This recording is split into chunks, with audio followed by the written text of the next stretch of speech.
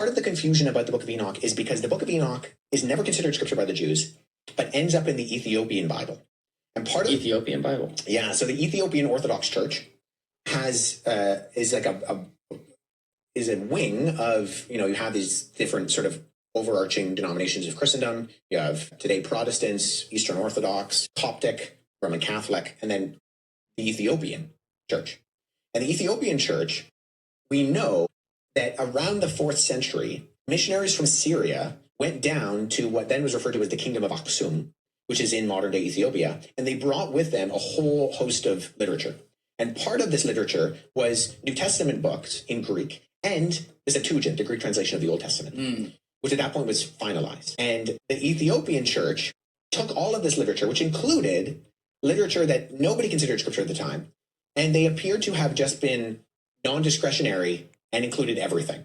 So all of the debates that were happening in the Latin West and the Greek East about what was and wasn't scripture, they looked at that and they said, we're not really interested in that. We'll just take everything.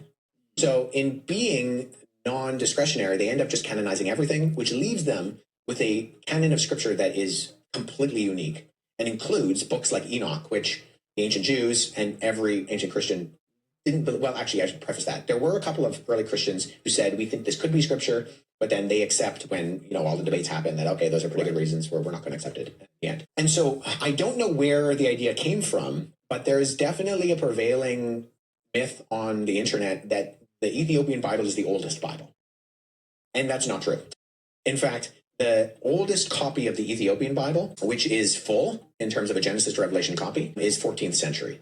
So it's a long, long time after. But there's a lot of talk online about Enoch, and particularly the copy of Enoch that is in the Ethiopian Bible, and that, that's actually reflective of the original Bible because the Ethiopian Bible is the oldest. I don't know how that myth started. It's patently untrue. But what ends up being what we call the Book of Enoch ends up in its final form in the Ethiopic canon.